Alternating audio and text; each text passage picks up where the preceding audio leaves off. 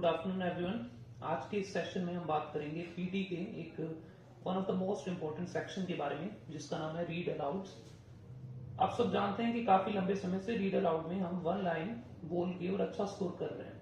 काफी लंबे समय से इवन जितनी भी ऑक्सफोर्ड की ब्रांचेस हैं सब जगह पर वन लाइन स्ट्रेटेजी को फॉलो करते हुए लगभग पिछले साल 2022 में मोर देन 3000 स्टूडेंट्स ने अपना जो डिजायर्ड स्कोर था वो पूरा किया था।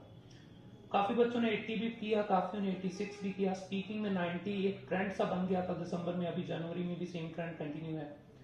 तो एक बहुत बड़ा कॉमन क्वेश्चन जो है वो ये है कि क्या रीड अलाउड में अभी भी वन लाइन काम करती है कि नहीं करती।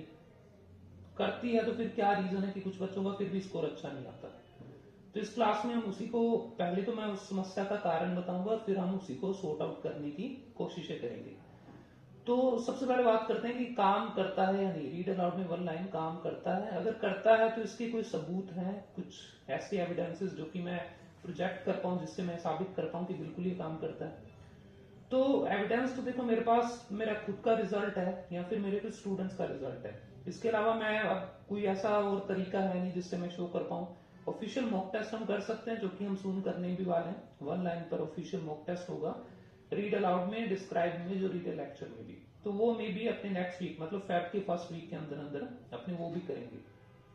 अभी पॉइंट है कि काफी बच्चों को स्कोर नहीं आता, तो उसके पीछे क्या कारण है। तो देखिए, पहली बात आप सबको ये जो समझने की जरूरत है, इवन बहुत सारे टीचर्स भी इस चीज से काफी कंफ्यूज्ड हैं। कई बार ऐसा देखा गया कि सर किसी स्टूडेंट का वन लाइन बोला और उसका स्कोर अच्छा नहीं आया। तो मैंने अक्सर ये देखा है कि जब ऐसा कुछ होता है तो सारा का सारा जो ठीकरा है या सारा का सारा जो ब्लेम है वो सिर्फ उस एक लाइन के ऊपर डाल दिया जाता है, जबकि बच्चों को ना तो बच्चे खुद ये चेक करते हैं ना टीचर से चेक करके बताते हैं कि उन्होंने डिस्क्राइब इमेज कैसा किया था, रिपीट सेंटेंस कैसा किया था और रीडर लेक्चर कैसा किया था। एक सिंपल सा क्वेश्चन है कि क्या जब अपने वन लाइन बोलते नहीं थे, जब अपने पूरा रीड अलाउड पढ़ते थे, क्या तब अपने 100% स्टूडेंट का सही रिजल्ट आता था?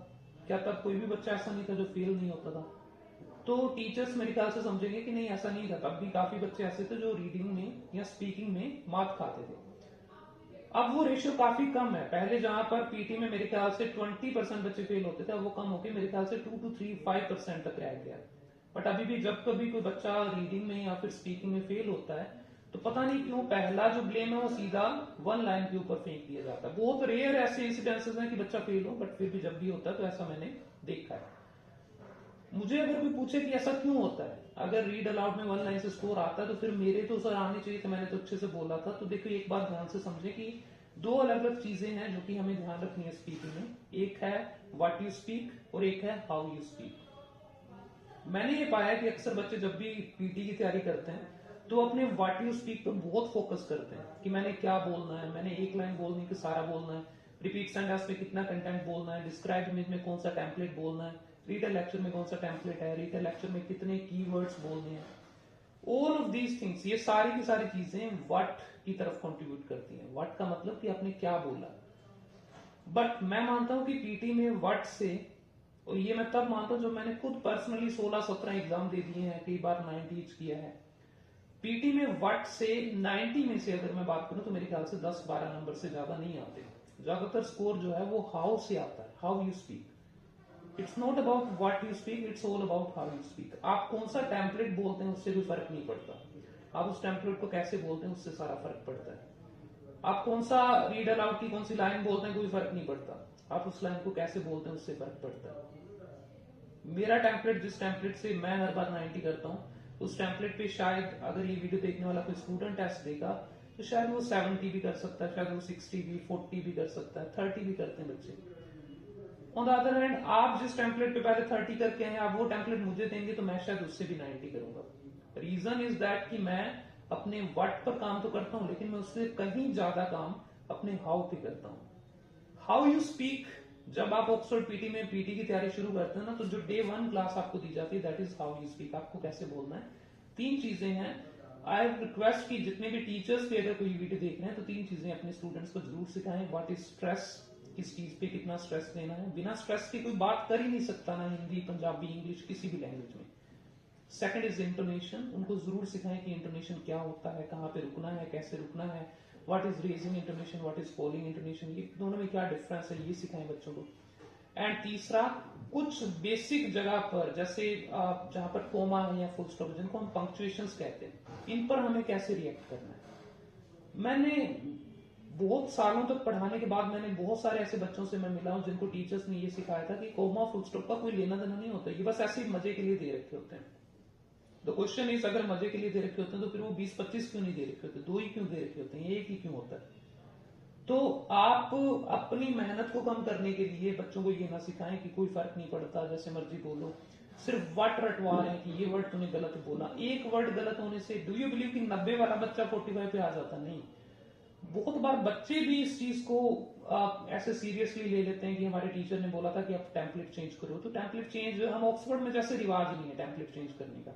इसका बहुत बड़ा कारण है कि हम बिलीव करते हैं कि हर टेम्पलेट इतना काबिल होता है कि वो जितना रिक्वायर्ड स्कोर है ना, जो 7 ईच होता है, मोस्टली नर्सिंग वालों के लिए हाईएस्ट है 7 ईच, वो करवा देता है। हर टेम्पलेट इतना लायक है, आप कोई भी टेम्पलेट देंगे तो मैं उस पर करके दिखा दूंगा 7 each. On the other hand हम बिलीव करते हैं कि आपने उसको कैसे बोला उस पर ज्यादा स्कोर आएगा। तो हमारा जो इंटेंशन शुरू से ही जो रहा है वो ये रहा है कि हम वर्ड से थोड़ा सा ध्यान हटा के बच्चे का हाउ यू स्पीक पे थोड़ा सा ज्यादा फोकस करवाएं। इस चीज पे चर्चा मैं 45 मिनट और कर सकता हूं। जो बच्चे कभी क्लास में बैठे उनको भी बताया होगा कभी, क्यों गुरुली या कोई भी और साइट है तो क्यों उस पर हमारा स्कोर अच्छा आने के बावजूद भी हमारे पेपर में स्कोर नहीं आता, इसके बारे में हम बात कर सकते हैं।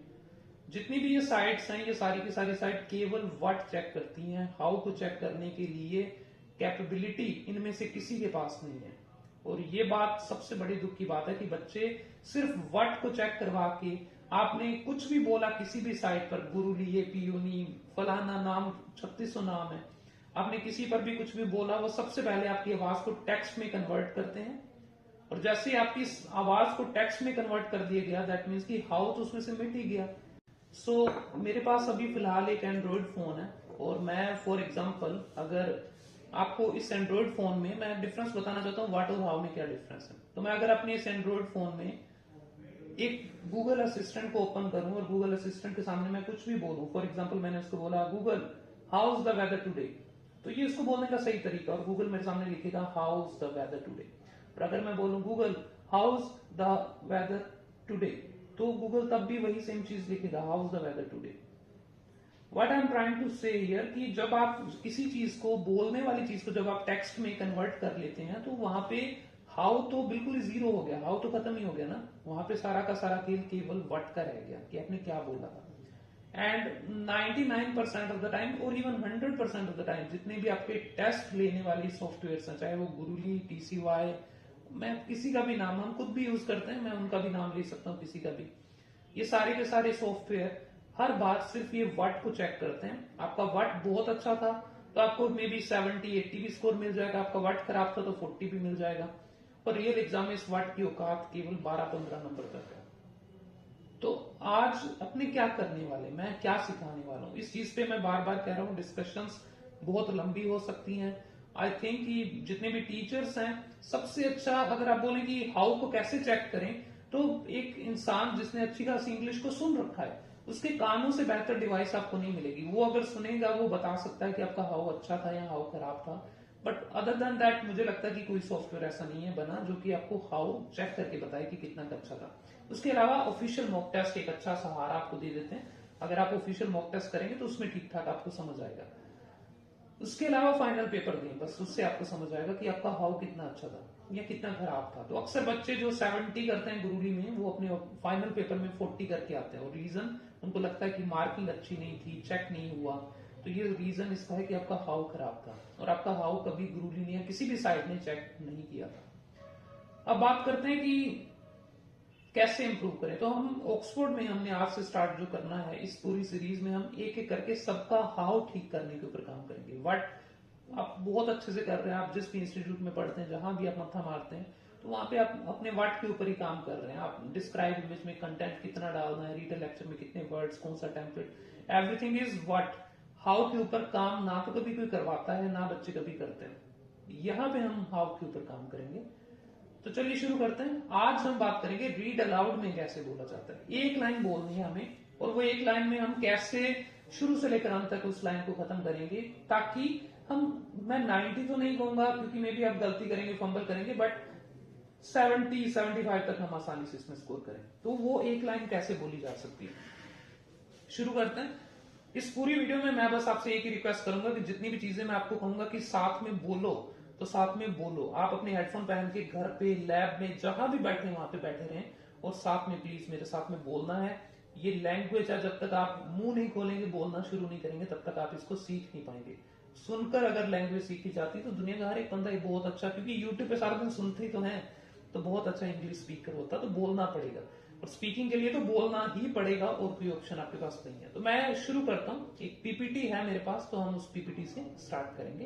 तो मैं आपको सीधा उस पीपीटी के पहले पेज पे ले जाता हूँ। चलिए, तो हमारा जो मेरे ख्याल से स्क्रीन शेयर हो गया, अब दिख रहा होगा आपको अच्छे से जी। तो हमारा जो आज का मेन ऑब्जेक्टिव है that is how to speak one line, या how to speak English like a pro, but speak it like one line. मैंने जो नीचे लिखा उससे आपको समझ आ जाएगा। ये जनरल इंग्लिश बोलने के ही कुछ रूल्स हैं, बट ये आपकी one line in read aloud में बहुत काम आ सकते हैं। तो शुरू करते हैं। स्टार्ट करने से पहले मैं चाहता हूं कि आप कुछ लाइनें मैं आपको दूंगा प्रैक्टिस के लिए, आप उन लाइनों को एक बार बोल के दिखा देना मुझे। सो एग्जाम्पल के लिए पहली लाइन है, आई वॉन्ट यू कि आप सब इस पूरी लाइन को अच्छे से पढ़े, रीड अलाउड की तरह से पढ़े।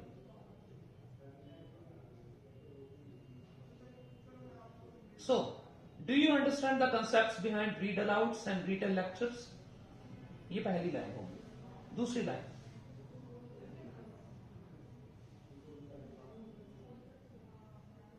या करते हैं start. Do you remember the time when Anna and Amy fell into the swimming pool? Now जब मैं ये बोल रहा हूं तो मैं चाहता हूं कि आप लोग भी मेरे साथ इस चीज पे फोकस करें कि जब भी मैं इस लाइन को पढ़ रहा हूं तो मैं हमेशा, क्योंकि क्वेश्चन मार्क मुझे दिख रहा है तो मैं इसको ऐसे बोल रहा हूं जैसे एक क्वेश्चन मार्क है। आपको अभी इसके बारे में चिंता करने की नीड नहीं है, आगे जाके मैं सब सिखाऊंगा क्वेश्चन मार्क पे कैसे बोलते हैं, कैसे रुकते हैं। We will learn everything, but आज की इस क्लास में हम जो बात करने वाले हैं that is how to speak one line like one line. एक लाइन को एक लाइन की तरह से कैसे बोले।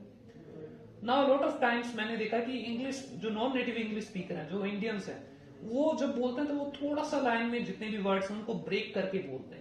उनमें जो वर्ड्स हैं वो ऐसा लगता है कि जैसे अलग अलग 12 वर्ड्स जैसे नाम लिखे हैं, जैसे सचिन, युवराज, विराट, राहुल, ये ऐसे करके नाम लिखे, तो अपने ऐसे पढ़ेंगे, अपने कभी भी ऐसे नहीं पढ़ेंगे सचिन, विराट, युवराज, राहुल, तो ये फ्लो उसमें नहीं आएगा। हम कैसे पढ़ेंगे, सचिन, विराट, है ना। तो I have seen number of time student ऐसा बोलते हैं। Do you understand the concepts behind read alouds and retell lectures? Do you remember the time when Anna and Amy fell into the swimming pool? तो जब आप ऐसा बोल रहे हैं तो आपका वर्ड बहुत अच्छा है, काबिल तारीफ है। You can score 90 out of 90 in your word, but आपके हाउ में मे बी आप 90 में से 20, 25, 30 यहां तक करेंगे। आपको शायद फर्क सुन रहा होगा। Do you remember the time when Anna and Amy fell into the swimming pool? Do you remember the time when Anna and Amy fell into the swimming pool? तो you can see the difference, दोनों में बहुत फर्क है। हम इस फर्क को कैसे कम करते हैं? आपको एक छोटा सा चीज जो दिमाग में रखना वो ये है कि इंग्लिश में किसी भी वर्ड की एंडिंग को अगले वर्ड की स्टार्टिंग से कनेक्ट करके बोला जाता है। जैसे डू यू और डू यू, तो जब आप इसको हिंदी में लिखें तो आई वॉन्ट यू कि आप इसको इमेजिन करें कि आपके सामने दो वर्ड ना लिखे एक ही वर्ड लिखा हुआ है, डू यू। जैसे किसी का नाम है कि ओए डू यू, तू क्या कर रहा है, तो डू यू, डी मतलब डा लिखे उसके पैरों में यू की मात्रा, या लिखे उसके पैरों में यू की मात्रा। इमेजिन करें ऐसा लिखा तो आप इसको क्या बोलेंगे, डू यू। इसी तरह से एना एंड एमी, तो अभी इसी के ऊपर आज का पूरा सेक्शन है कि जब दो वर्ड्स को साथ में कनेक्ट करके बोलना है तो हमें उसमें क्या क्या दिक्कतें आती हैं और कैसे हम इसको और बेहतर कर सकते हैं, कैसे हम इसको परफेक्टली बोल सकते हैं। तो हम स्टार्ट करेंगे बिल्कुल बेसिक से। बेसिक जो है इस पूरे खेल में वो है हमारे आर्टिकल्स। तो हमें बेसिक है हमारे जो अलग अलग तरह के लेटर्स हैं। तो बेसिकली दो तरह के इंग्लिश में लेटर्स हैं, वाउल्स एंड कॉन्सोनेंट्स। मेरे ख्याल से ये ऐसी चीज है जो कि हर मेरे ख्याल से 5वीं 6वीं में पढ़ने वाले बच्चे को इंडिया में पता होता है। 26 लेटर्स में से इंग्लिश में 5 वाउल्स हैं, ए ई आई ओ यू, एंड बाकी जो 21 है वो सारे कॉन्सोनेंट्स हैं, उन सबको हम कॉन्सोनेंट कहते हैं। तो ये बेसिक ज्ञान आपको पहले इतना तो चाहिए होगा, इसके अलावा बाकी चीजें बाद में सीखेंगे, ये बेसिक है, ये पता होगा। तो अब आगे बढ़ते हैं, अब स्टेप बाय स्टेप सीखते हैं कि जब दो वर्ड्स को साथ में जोड़ते हैं तब हम कैसे उनको आपस में कनेक्ट करके पढ़ते हैं। तो मैं कुछ जनरल रूल है, 4 रूल मैं आज की इस वीडियो में सिखाऊंगा। ये जस्ट हम बिगिनिंग कर रहे हैं, आई वुड रिक्वेस्ट कि जब आप एक लाइन की प्लानिंग कर रहे हो, अपने रीड अलाउड में बैठे हैं और आप एक लाइन के लिए बैठे तैयारी कर रहे हैं, तो आप इन 4 रूल को एक बार इंप्लीमेंट करके देखना। आप खुद देखेंगे आप में कितना कॉन्फिडेंस बढ़ता है, आप खुद देखेंगे आपको कितना अच्छा लगता है बोल के। आप खुद अपने टीचर से अपनी तारीफ सुनेंगे कि हाँ तू अभी अच्छा कर रहा है। टीचर्स इसी चीज की बुक होती है, लेकिन अक्सर बताना या समझाना नहीं आता कि कैसे इंप्रूव करें, तो वो काम मैं आज कर रहा हूं, तो इसको ध्यान से देखेंगे सारे। रूल नंबर 1, पार्ट 1, जब 2 कॉन्सोनेंट्स को आपस में लिंक किया जाता है तब हमें कैसे बोलना है। कॉन्सोनेंट का मतलब B C D F G H J K L, ये सारे कॉन्सोनेंट्स हैं, ए ई आई यू को छोड़कर। तो मैंने एक एग्जांपल आपके सामने रखा 2 कॉन्सोनेंट को आपस में लिंक करने के लिए। एक एग्जांपल हम जो शुरू करते हैं, जैसे ये एक एग्जांपल है।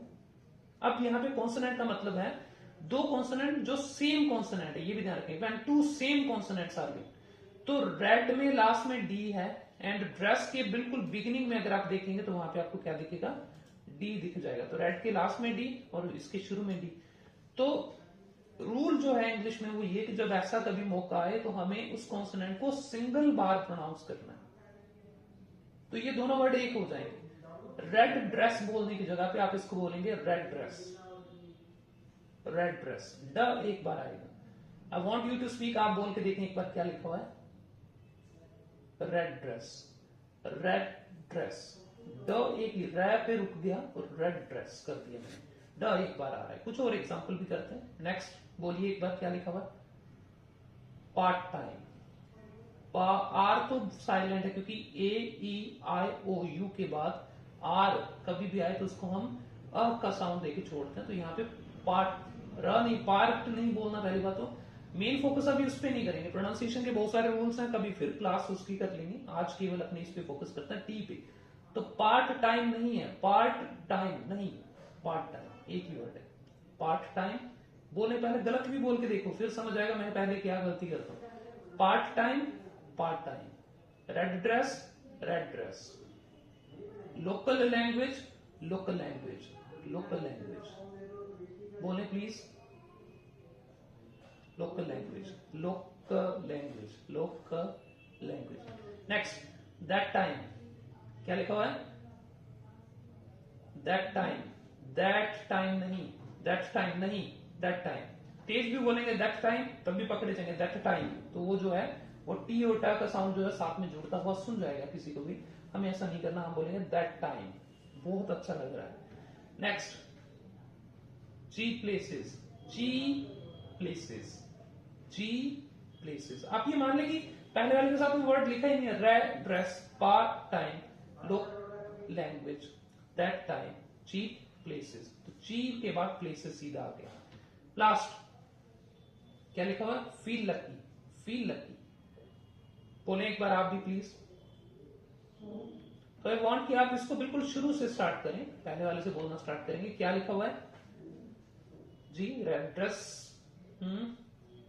Part time, local language, local language है ना, yes, that time, cheap places, feel lucky, feel lucky. तो feel lucky, lucky L A की बात सुन रहे हैं। अब अपने चाहते हैं कि इन सेंटेंस, इन वर्ड्स को, इन फ्रेजेस को अपने एक बार सेंटेंस में भी बोल के देखते हैं। तो कुछ सेंटेंसेस आ रहे हैं जिनमें ये वर्ड्स मैंने यूज किए हैं, तो आप एक बार ट्राई करो कि आप इनको बोल पाओ। और बोलते टाइम इस पार्ट पे ज्यादा फोकस करना है जो डी डी वाला है। आपको लगेगा कि क्या मैं केवल ये 2 वर्ड से मेरी बात बन जाएगी, तो मैं बता दूं कि पार्ट 4 तक जाना है, तो पार्ट 1 अभी चल रहा है, तो इट्स ओके। आप थोड़ा सा भी सब्र रखें, एक बार केवल इस पे फोकस करो, सब कुछ सीखेंगे अपने। सेंटेंस बोलेंगे प्लीज सारे। Anna wore a red dress, तो यहां पे रेड ड्रेस पे अपने फिर वही, Anna wore a red dress for her marriage. Next, a work here, work, ध्यान रखेंगे मैं बता दूंगा रूल वैसे, बट आप, मैंने बता दिया, रिवीजन पीछे जाके वीडियो में सुन ले मैंने क्या बोला था। I work here as a part time sweeper, part time. I could not understand the local language of Hawaii. Local language of Hawaii. जी, Do you remember that time when we were in Goa? तो ये verb थोड़ा typing error हो गया, but it's okay, आप we verb मान लें। Do you remember that time when we were in Goa? Do you know any cheap place to eat? Last. I feel lucky to be alive. अब अपने इस question में एक बार मैं चाहता हूं आप देखें कोई ऐसा मौका आपको कहीं पे मिल रहा है जहां पे मान लीजिए आपके पेपर में यही वन लाइन आपको बोलनी हो, तो आप इसमें कैसे मौका ढूंढेंगे, एक बार ट्राई करो। क्या कोई ऐसी जगह जहां पे दो कॉन्सोनेंट सेम कॉन्सोनेंट आपको जुड़ते हुए दिखाई दे रहे हैं? पहले वाले सेंटेंस में चेक करो कहीं पे कुछ हो रहा हो, D R, D A, S A, D R, और इसमें देखो लास्ट में एल है, रिटेल में एल, एंड आगे लिखा है यहाँ पे क्या आ गया, लेक्चर। इसको क्या बोलेंगे? Instead of speaking retail lectures हम बोलेंगे retail lectures, retail lectures, retail और फिर लेक्चर्स, रिटेल लेक्चर्स। तो रिटेल लेक्चर्स भी बोल दो, चाहे आप इसको ऐसे इमेजिन करो, मेरे पास अगर पेन होता तो मैं जरूर लिखता रिटेल एंड लेक्चर अलग बोलना। तो बोल के देखो रिटेल लेक्चर्स, तो रिटेल लेक्चर्स और रिटेल लेक्चर्स एक ही बात है, कोई फर्क नहीं है। वर्ड्स कनेक्ट हो गए ना जब, तो समझ लेना कि आपकी इंग्लिश में फ्लुएंसी आ गई, आपकी इंग्लिश में वो पहला पार्ट आ चुका है जो कि हाउ के लिए मच नीडेड है, वो आपने कर दिया। मूविंग फर्दर, क्वेश्चन नंबर 2, इसमें भी देखो कोई मौका है ऐसा, तो मुझे लग रहा है कि यहाँ पे देखो ये ए तो है ऐसा आ रहा है, लेकिन ये ए जो है ये कॉन्सोनेंट नहीं है, वाउल साउंड है, तो इसके बारे में हमने अभी पढ़ा नहीं है, तो इसके बारे में बाद में पढ़ेंगे। कोई और देखो मौका कहीं पे आ रहा, द टाइम नहीं आ रहा, डू यू नहीं, टू द नहीं, कहीं भी नहीं आ रहा, फेल इनटू द नहीं आ रहा। चलिए ठीक है, तो कहीं पे भी ऐसा मुझे मौका इसमें तो मिला नहीं। हाँ, दो ए आ रहे हैं लेकिन ये कॉन्सोनेंट नहीं है, तो वावल साउंड है। तो अभी आगे बढ़ते हैं, कुछ एक्सेप्शन है, मैं कुछ एक्सेप्शन भी पढ़ा दूं। कई बार ऐसा होगा कि जब दो सेम साउंड आएंगे लेकिन तब भी उनको दो अलग अलग बार ही बोलना पड़ेगा, ये जरूर याद रखना। ये अक्सर पियर्सन वालों को भी ये सब पता है, जो मैं आपको सिखा रहा हूँ ये उनको भी पता है, तो इससे क्वेश्चन भी देते हैं कई बार। एक तो च साउंड और ज साउंड दोनों लगभग सेम होते हैं। इसमें जो वर्ड है, जैसे फॉर एग्जांपल मैंने एक वर्ड दिया च और एक वर्ड दिया ज, ये दोनों में अगर कभी ऐसा साउंड आ जाए तो इन दोनों को अलग अलग ही रखा जाएगा। जैसे मान लो आप इसको अगर पढ़ेंगे ई चॉइस, तो ई चॉइस नहीं है, दिस इज ईच चॉइस। इसमें च पहले वाला अलग रहेगा, दूसरा च अलग, दो ही है बस, और ज्यादा पंगा नहीं है, टेंशन मत लेना, दो ही है, ईच चॉइस।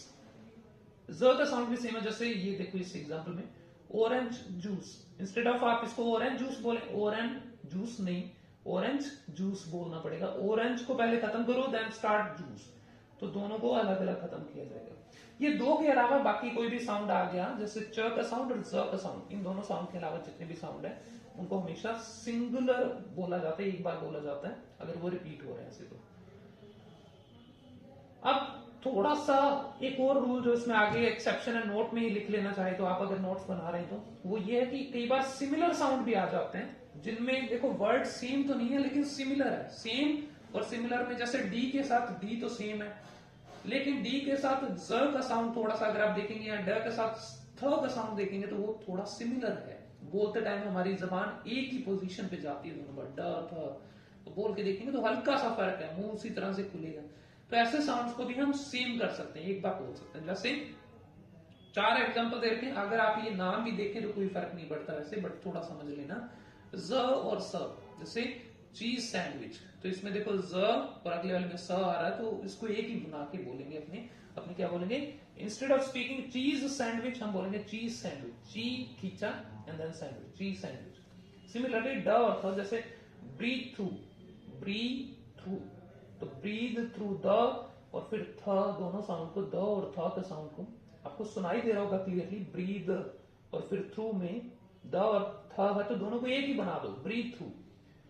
नीड टू, तो ड और ट का साउंड आपस में कनेक्टेड है, तो that is why need to, तो इसको नीड टू, वो जो नीटू शटरा वाला वही सेम, तो नीड टू को नीटू बना दिया हमने, तो दैट्स ओके, टोटली फाइन। मैंने क्या बताया था कि पहले अक्षर का लास्ट वर्ड खा जाओ और अगले वाले को भी मान लो, तो आपके लिए इजी हो जाएगा एक पूरा प्रोसेस। प और ब, हालांकि देखो आपको लगेगा प और ब में क्या सिमिलरिटी सर, दोनों इतने तो डिफरेंट है, पर जब आप बोल के देखेंगे प और फिर बोलेंगे ब, तो प और ब बोलते टाइम आपका मुंह दोनों बार देखें तो सेम ही तरह से खुल रहा है। 2 बार मुंह खोल के बंद करना कहीं ना कहीं कंबरसम है, दिक्कत क्रिएट करता था। अंग्रेजों ने इसके लिए सिंपल रूल बना दिया, उन्होंने कहा कि आप एक ही बार मुंह खोलो यार, ज्यादा टेंशन नहीं लेनी, तो उन्होंने रूल बना दिया कि आप इसको बोलेंगे sleep better, sleep better, sleep better नहीं, स्लीप बेटर बोलेंगे तो वो टूटी हुई इंग्लिश है, sleep better is good English. तो ये फर्क है, ये फर्क सीखना ही पड़ेगा अगर आपको स्कोर करना है 7 से ऊपर। रट लें तो अच्छा, प्रैक्टिस करो दनादन इसकी तो अच्छा। और अगर आप इसको डेली पढ़ लें, 4-5 दिन कुछ प्रैक्टिस कर लें, टंग को सेट कर लें इस तरह से, तो बहुत फायदा हो जाएगा। वहीं फर्दर आगे बढ़ते हैं पार्ट 2। जब कॉन्सोनेंट और वावल को थोड़ा क्विकली करते हैं खत्म, काफी लंबी वीडियो हो चुकी है ऑलरेडी है, तो हम थोड़ा कोशिश करते हैं कि इसको जल्दी से खत्म करें। अगर मान लो एक कॉन्सोनेंट और वावल साउंड को आपस में लिंक करना पड़े, कॉन्सोनेंट मतलब B C D F G H जो भी है, और वावल का मतलब ए ई आई यू, तब अपनी क्या करते हैं, जैसे एक एग्जाम्पल के लिए ये, तो ऐसे में बड़ा एक सिंपल सा एग्जाम्पल है। अब की बार आपको ये, जैसे मैंने ये उसी में से उठाया जो सेंटेंस हमने शुरू में किया था क्लास की स्टार्टिंग में, इनको आपस में जोड़ते टाइम हमें ध्यान रखना पड़ेगा कि कभी भी माना जाता है इंग्लिश में कि कभी भी एक वाउल साउंड से वर्ड की शुरुआत नहीं होगी। शुरुआत करने के लिए हम क्या करते हैं, पिछले वर्ड के साथ जो कॉन्सोनेंट साउंड है उस कॉन्सोनेंट साउंड को यहां से गायब करेंगे और उसको इसके साथ चिपका देंगे लाके, तो ये बन जाएगा वै नैना। वै अलग हो गया और नैना, वै नैना, वै नैना। बोलो एक बार, वै नैना। आपको लगेगा सर क्या वै नैना, क्या कर रहे हैं वै और नैना, पर जब आप इसको थोड़ा सा तेज बोलेंगे वै नैना, तो वै नैना, वै नैना, मतलब रिकॉर्ड करो, आप एक कोशिश करो। आपको अगर बोलने में अजीब लग रहा है ना, इसलिए लग रहा है क्योंकि कभी हमने इस पर्सपेक्टिव से सोचा नहीं है।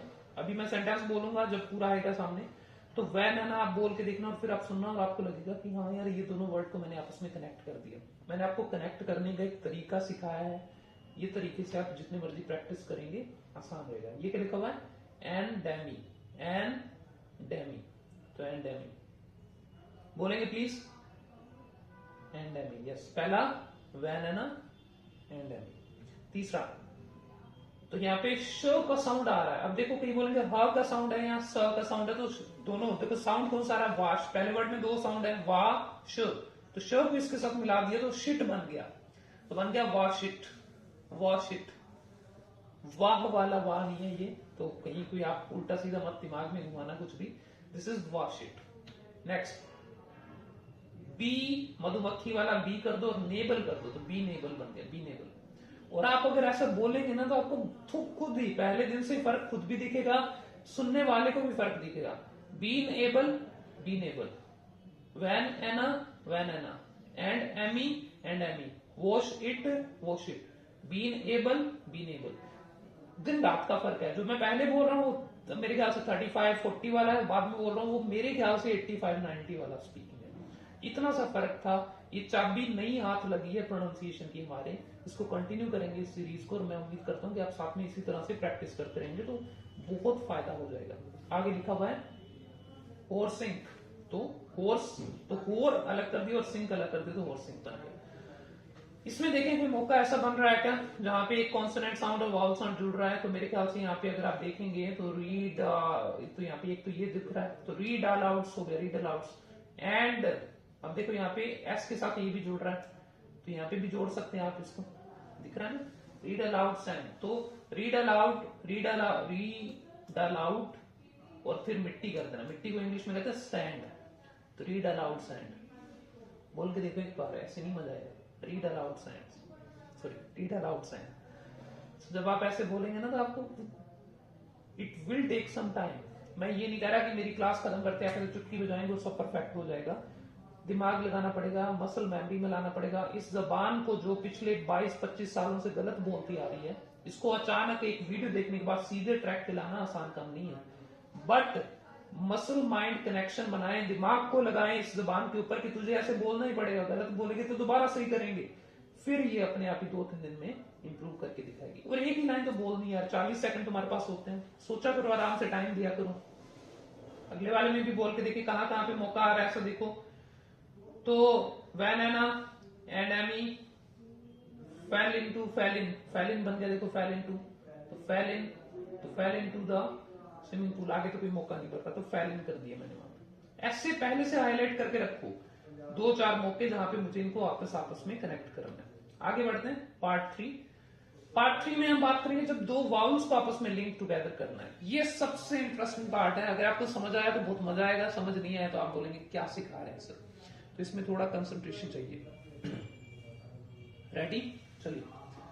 वाउल का मतलब ए ई आई ओ यू, किसी के अंत में भी ये आया और अगले के शुरू में भी ये आया तो इसमें थोड़ा सा दिक्कत आती है। दो वाउल जब आपस में लिंक होते हैं तो ऐसे में दिक्कतें जो हैं उनको सॉर्ट आउट करने के लिए, जैसे यहाँ पे मैंने आपके सामने एग्जांपल दिया, एक बार मैं चाहता हूं, मैं कुछ आंसर नहीं दे रहा, मैं चाहता हूं आप बोल के देखें कैसे बोलते हैं।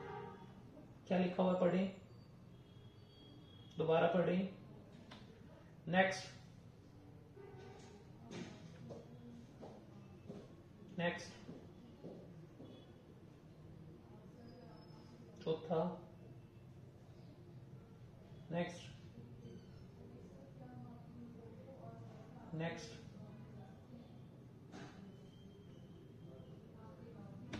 एक बार वापस ही चलते हैं। तो ये 5 शायद एग्जांपल मैंने दिए आपको, इन सारे के सारे एग्जांपल में आपको दिख रहा होगा कि एक लास्ट बात भी जो है कॉन्सोनेंट वावल पे खत्म हो रही है और अगले की शुरुआत भी वावल से हो रही है।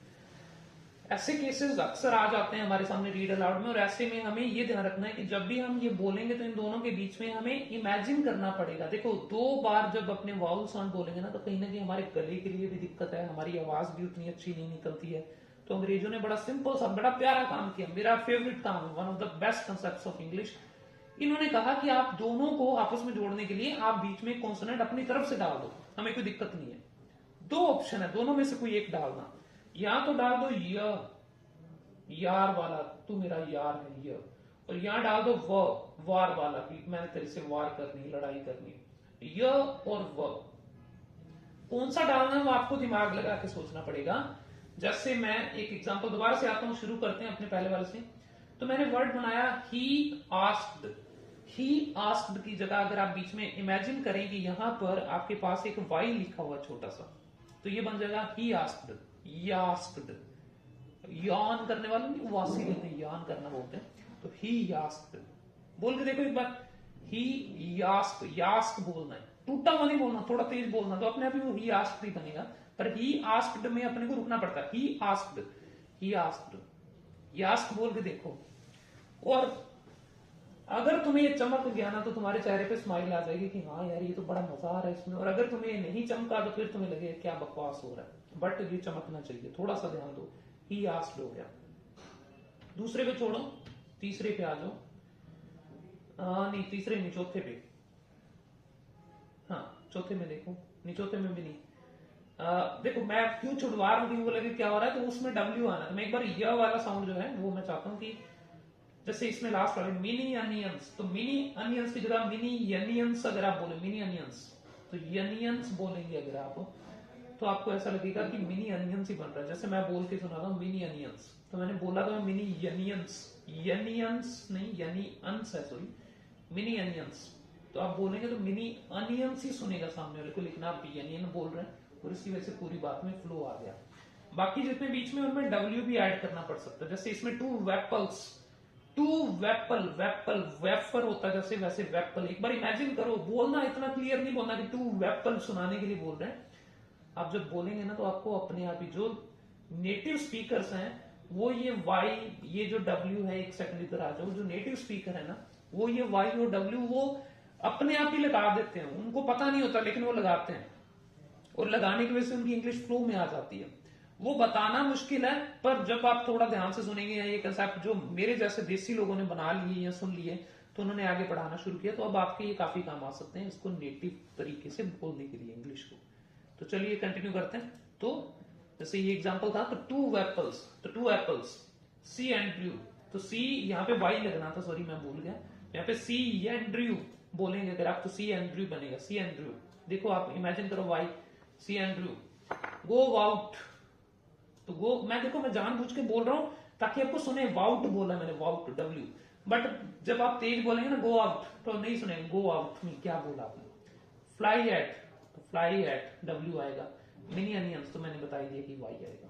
तो जब 2 कॉन्सोनेंट्स, 2 वाउल साउंड साथ में है तो उनमें वाई या डब्ल्यू दोनों में से कोई एक फिल करना पड़ता है, थोड़ा दिमाग लगा लेना कौन सा फिल होगा और अपने आप को आप कर पाएंगे। क्यों बोला, क्योंकि सर फ्लाई में वाई लिखा हुआ तो कॉन्सोनेंट साउंड है ही नहीं, अरे क्या बोल रहा हूँ, वाउल साउंड है ही नहीं। तो बता दूं कि फ्लाई में जो डब्ल्यू है, सॉरी जो वाई लिखा हुआ है, वो वाई का साउंड जो है वो वाउल साउंड है, फ्लाई, ई का साउंड आ रहा है ना, तो ई कौन सा साउंड होता है, वाउल साउंड होता है। तो वर्ड्स को मत देखें, अक्षरों को मत देखें, साउंड को चेक करो कि कौन सा साउंड है।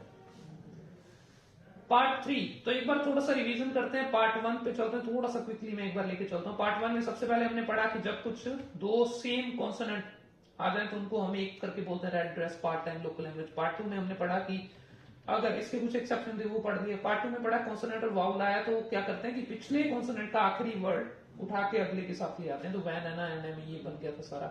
तीसरे पार्ट में पढ़ा कि दो वाउल आ जाए तो उसमें वाई या डब्ल्यू हमें फिल करना पड़ता है, तो वाई या डब्ल्यू साउंड को फिल करते हैं।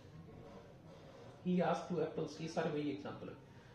तो पार्ट 3 तक एक बार हमने यहाँ पे इस क्लास में हमें इतना ही पढ़ना है। पार्ट 4 जो है उसमें हम बात करेंगे कि अगर दो रैंडम कॉन्सोनेंट्स आपस में मिले, जैसे एन और एम मिल जाए या एल और पी मिल जाए, तब हमें क्या करना है। जितना इन तीनों में प्रैक्टिस चाहिए उतना उस अकेले की प्रैक्टिस चाहिए, तो मैं उसको इसके साथ इसलिए नहीं जोड़ रहा इस वीडियो में, क्योंकि आई बिलीव कि आप लोगों के पास इतना समय नहीं होगा और इतना कंसंट्रेशन भी नहीं होगा कि आप 4 बड़े बड़े कंसेप्ट के ऊपर एक साथ फोकस करें।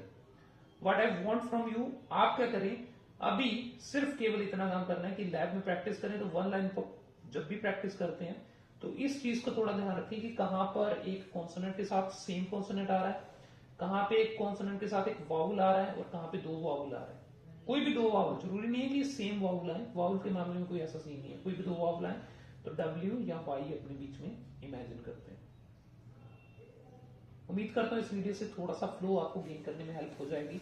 अगर आपको ये वीडियो अच्छी लगी तो प्लीज कमेंट बॉक्स में हमें बताएं, बड़ा मोटिवेशन मिलता है उस चीज से कि हम एफर्ट्स कर रहे हैं और वो आपको पसंद आ रहे हैं। अगर कोई आपका सजेशन है वीडियो के लिए तो प्लीज वो भी बताएं। अपार्ट फ्रॉम दैट आप इन चीजों को जरूर इंप्लीमेंट करें। स्कोर कैसे नहीं आएगा, सबका स्कोर आता है, मेरा आता है हर बार तो आपका भी आएगा, सबका आता है। सो मेक श्योर कि वो एफर्ट सही डायरेक्शन में है तो अपने आप स्कोर आता है। एफर्ट है ही नहीं, एफर्ट डायरेक्शन ही नहीं है, गधों की तरह अपने एक ही जगह पे गोल गोल घूमते जा रहा हूँ, फिर अपने बोलते हैं कि मैं 2 किलोमीटर चला लेकिन फिर भी कहीं नहीं पहुंचा, तो आप समझदार बहुत होता है। फिलहाल आज के लिए इतने रखते हैं। Thank you very much everyone. मिलते हैं नेक्स्ट वीडियो में, अगली वीडियो में पार्ट 4 लेते हैं। Thank you.